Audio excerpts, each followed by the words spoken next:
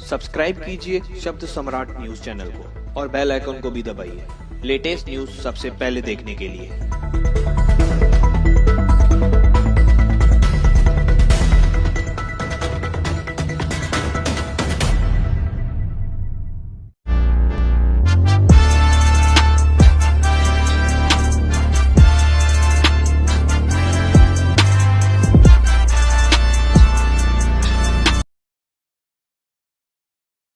नमस्कार, शब्द सम्राट न्यूज में आपका स्वागत है। मुंबई से सटे अंबरनाथ पूर्व परिसर में स्थित स्वानंद हॉल में बुधवार की शाम को भारतीय जनता पार्टी के प्रदेशाध्यक्ष रविंद्र चव्हाण ने कार्यकर्ताओं को संबोधित किया और कहा कि भ्रष्टाचार को जड़ से उखाड़ फेंकने की बात कही।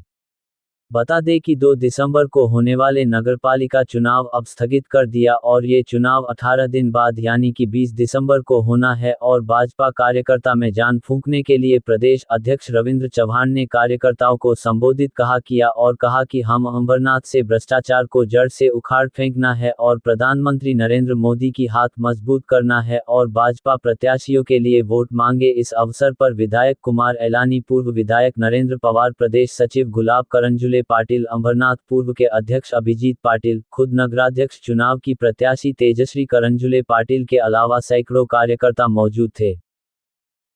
जो लोकांपर्यंत गेलोय त्या लोकांना पुन्हा एकदा भेटण्यासाठी प्रत्येक प्रभागामध्ये किमान 4 ते 5 ची सुरुवात करायला पाहिजे। ते अभियान म्हणजे परिवर्तन पदयात्रा आहे। ही परिवर्तन पदयात्रा आपण कशा प्रदेशाध्यक्ष साहेबांनी सुद्धा मार्गदर्शन केलं की जे परिवर्तन आपल्याला अंबरनाथ मध्ये घडवायचं आहे, जे घराच्या नळापर्यंत आलं पाहिजे, जे पाणी आजपर्यंत अंबरनाथच्या काही प्रभागामध्ये पाणी नाहीये, रस्ते अंबरनाथचे झाले आहेत, ब्रिजवरती खड्डे, हे सर्व जर बदलायचं असेल तर आपल्याला अंबरनाथमध्ये परिवर्तन घडवायचंय आणि आपल्याला पोहोचवायची आहे।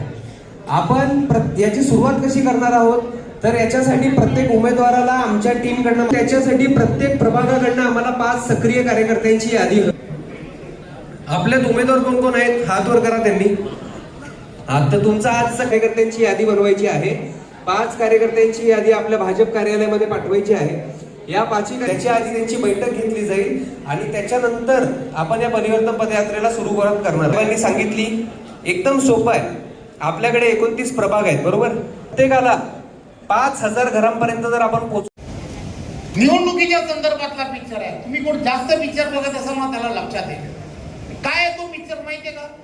एक गाव आहे, अंबरनाथ सुद्धा तसं गावच आहे। या अंबरनाथच्या गावामध्ये निवडणूक आहे आणि या निवडणुकीमध्ये लोक घाबरतायत मतदान करायला, कोणाला करावं काय करावं, कारण लोक समोरची तशी आहेत, त्यामुळे लोक घाबरतायत।